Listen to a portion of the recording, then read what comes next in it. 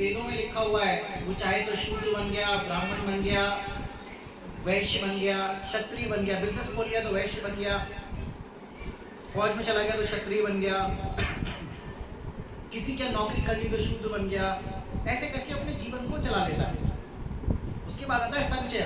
ये संचय वाले कौन होते हैं? ये वो होते हैं जो पुजारी बनते हैं। ये क्या चलाते हैं अपना काम।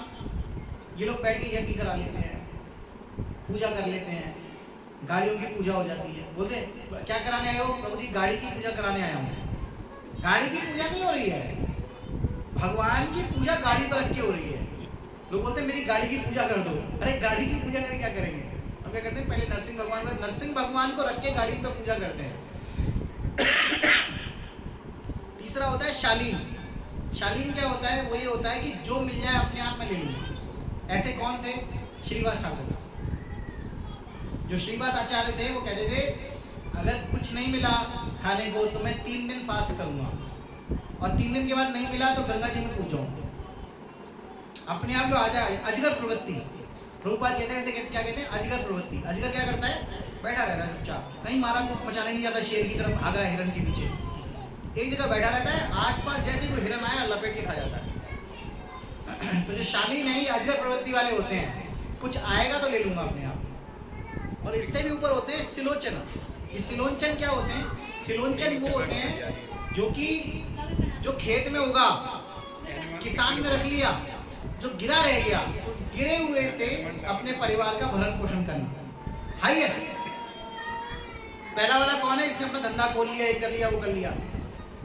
अब कोई ये बोले इतनी मारामारी मचानी क्यों है जीवन में? जब शांति चल रही है जिंदगी, लड्डू भोग खा रहे हैं, कमा कमा के ला रहे हैं, तो इतनी मारामारी क्यों करनी है हमको? चक्कर क्या है?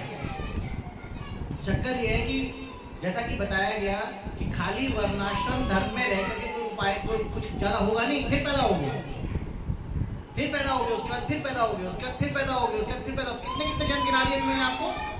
500 जन्म तो गिना दिए। 100 जन वर्णाश्रम, 100 जन गणेश जी, 100 जन शक्ति दुर्गा, 100 जन सूरज भगवान, सूर्य भगवान, सूर्य भगवान, उसके बाद 100 जन शिव, और फिर 100 जन कृष्ण। कास्ट नहीं बनने का 700 इतना सारा होने के बाद भी भगवान की भक्ति पैदा नहीं होती है, भक्ति पैदा नहीं होती है। और अगर भक्ति पैदा नहीं हुई तो क्या होगा? अगर भक्ति पैदा नहीं होगी तो क्या होगा? What will happen? पुनरपि जननम पुनरपि मरणम पुनरपि जननी जठरे शयनम। बार बार जन्म होगा, बार बार मृत्यु होगी, बार बार जननी, माता की कोख में जा जाके हम सोएंगे, अलग अलग माता की।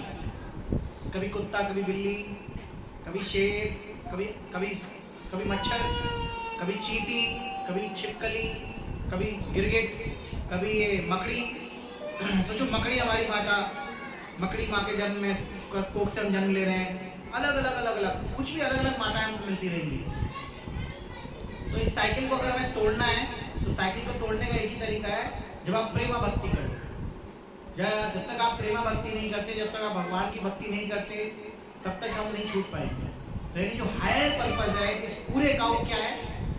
जो हायर पर्पस है वो खाली वर्णाश्रम धर्म तक सीमित नहीं है, गृहस्थ में रह करके खाली सीमित नहीं है कि हम गृहस्थ में रह रहे हैं, पति पत्नी है, बहुत अच्छी तरह से रह रहे हैं, 10 साल हो गए, और 10 साल हो जाएंगे, फिर और 10 साल हो जाएंगे।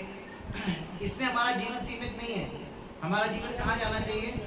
हमें अपना जीवन ऐसे करना चाहिए जैसे कि हम प्रेमा भक्ति प्राप्त कर सकें, हम भगवान की भक्ति कर सकें। इसीलिए भक्त क्या कर रहा है? ज्यादा चक्कर में नहीं पड़ रहा है, ज्यादा संचय नहीं कर रहा है। वो क्या कर रहा है?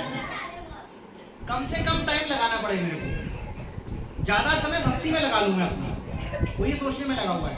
तो वो ज्यादातर समय अपना भक्ति में लगा रहा है, और इसलिए वो ज्यादा होड़ में न रह करके वो देख रहा है मेरे पास इतने घंटे काम करूंगा, इतने घंटे काम करने में जो मेरे को मिल जाएगा उसमें मैं चला लूंगा काम। तो सवाल ये उठता है कि इतने घंटे काम करने में काम चल जाएगा? नहीं चलेगा। जिस तरह से हम जीवन जी रहे हैं उस तरह से तो नहीं चलेगा। क्यों नहीं चलेगा? क्योंकि हम मटके का पानी नहीं पी रहे। तो हमें क्या चाहिए? हमें फ्रिज चाहिए। फ्रिज को हमें लगाना पड़ेगा बिजली में, फिर हम बिजली में लगाएंगे तो क्या होगा? बिल आएगा उसका लंबा चौड़ा। फिर हम एसी चलाएंगे, फिर एसी का बिल आएगा। पंखे में सो सकते हैं, हम अपने गुरु महाराज के पास जाते हैं तो वो पंखा भी नहीं चलाने देते हैं, तो लोग पूछते तुमको गर्मी, जब हम पसीनों में सब लोग डूबे हुए होते हैं पसीनों में, तो हमारा कहते हैं गर्मी लग रही है क्या? यूरोप में कोई पंखा नहीं चलाता, गर्मी पड़ रही तो पड़ रही है, खिड़कियां खुली हुई हैं, मजे से बैठे हो। यूरोप में आप फ्रांस चले जाओ, इंग्लैंड चले जाओ, कोई पंखा भी नहीं चलाता है, खुले में रहते हैं वो।